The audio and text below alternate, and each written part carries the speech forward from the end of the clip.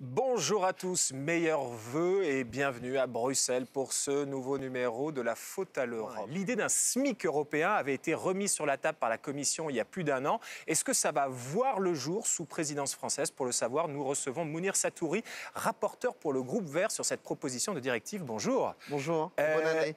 Bonne année à vous. A priori, on ne parle pas d'un SMIC européen uniforme. Ça, c'est plus sur la table. On parle d'un salaire minimum dans chacun des pays européens.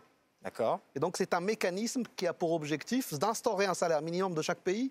Alors, vu de notre fenêtre des Français, on a un SMIG. Ça paraît bizarre d'adopter ça aujourd'hui, mais il y a plein de pays européens où il n'y a pas de salaire minimum, où des travailleurs et des travailleuses travaillent sous le seuil du pauvreté. Mounir Satouri, pourquoi n'est-ce pas possible d'arriver à un salaire minimum européen? Il y a des différences de niveau de vie importantes au sein de l'Union européenne. On ne peut pas décréter du jour au lendemain qu'il y a le même salaire minimum. Mais l'importance de ce texte, c'est qu'il instaure un mécanisme qui permet d'abord de rehausser dans un certain nombre de pays le salaire minimum pour que plus aucun travailleur ou travailleuse ne vive sous le seuil de pauvreté au sein de l'Union européenne et qui peut entamer une démarche de nivellement vers le haut. Je vais vous donner un exemple. Entre un salaire minimum en France et en Hongrie, il y a une différence de 1 à 5. Donc l'objectif, c'est de faire en sorte que cette différence soit réduite au fil des ans.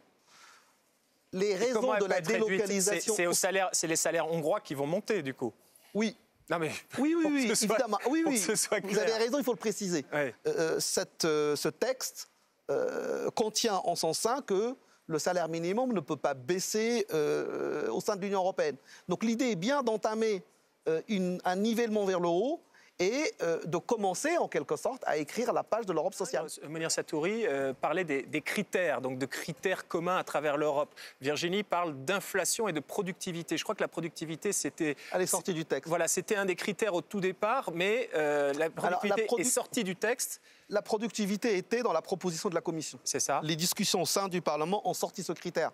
Pour une raison simple, quand on parle de salaire minimum et de salaire qui permet de vivre au-dessus du seuil de pauvreté, pour nous, au Parlement, la productivité ne pouvait pas être un critère.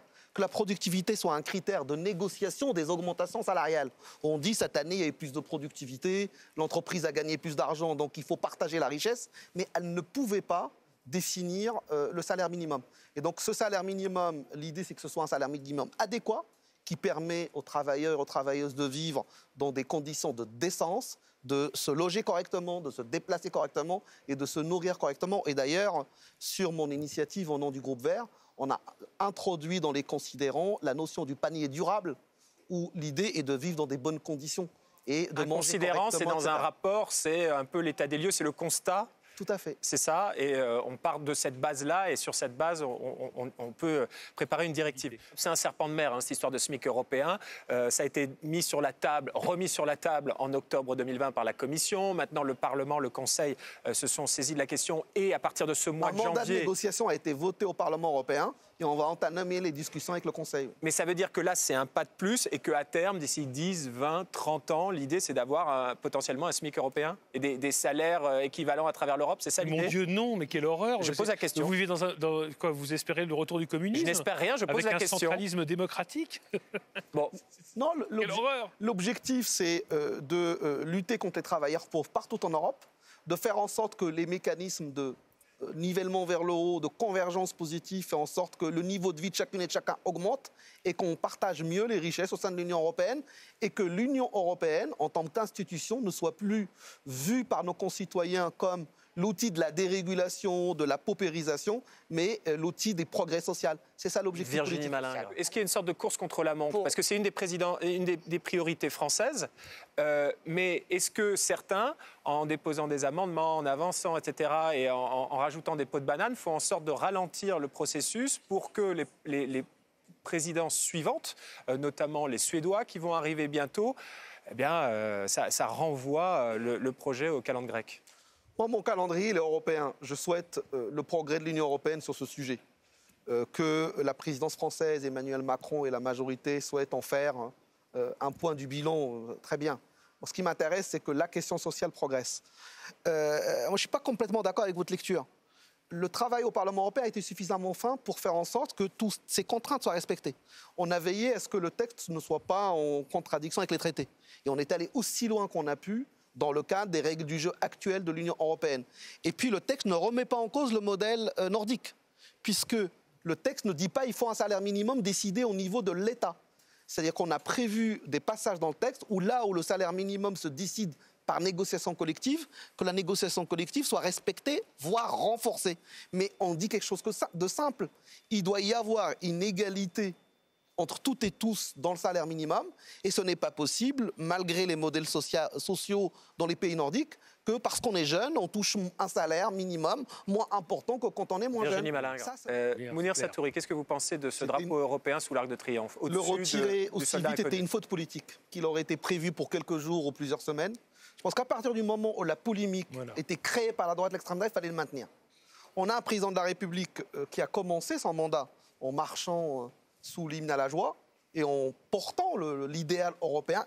Et là, à quelques mois de l'élection présidentielle, il cède face à la pression des droites et des extrêmes droites. C'est, de mon point de vue, une faute politique majeure. Est-ce que vous avez le sentiment, Mounir Satouri, est-ce que vous écartez totalement cette hypothèse d'une sortie de la France de l'Union européenne, ou est-ce que pour vous c'est une possibilité comme le dit Jean Quatremer? Attention, peau de banane. En tout cas, moi je ne le souhaite pas. Ah oui, moi non plus. Je pense que l'avenir de la France est au sein de l'Union européenne. Ouais. Je pense que nous avoir obtenu la paix dans l'histoire de la France et de l'Europe, c'est pas rien. Et je pense que le projet européen peut être un projet rassembleur avec un progrès social important. Et que le problème, c'est pas l'Europe, mais ce qu'on en fait et les choix politiques qui y sont faits. Donc maintenant, on sait ce que vous souhaitez ou ce que vous ne souhaitez pas, mais est-ce que vous pensez, est-ce que vous excluez le fait que la France sorte de l'Union européenne? Je note que depuis 5 ans, rien de concret n'a été fait en France pour expliquer ce qui est fait par l'Union européenne, le rôle que jouent les institutions européennes, pour faire en sorte qu'il y ait un débat en France. Enfin, vous en connaissez beaucoup, à part la vôtre, d'émissions françaises qui parlent de l'Union européenne, de ce qui s'est fait. Mounir Satouri, est-ce que vous excluez le fait que la France puisse quitter un jour l'Union européenne et suivre l'exemple du Royaume-Uni? Est-ce que vous l'excluez? J'ai dit que je ne le souhaitais pas, mais vu les nuances d'eurosceptisme qu'on commence à avoir à l'extrême droite et même à droite, je pense que ce scénario n'est pas complètement inenvisageable. Donc il y a un risque existe, oui.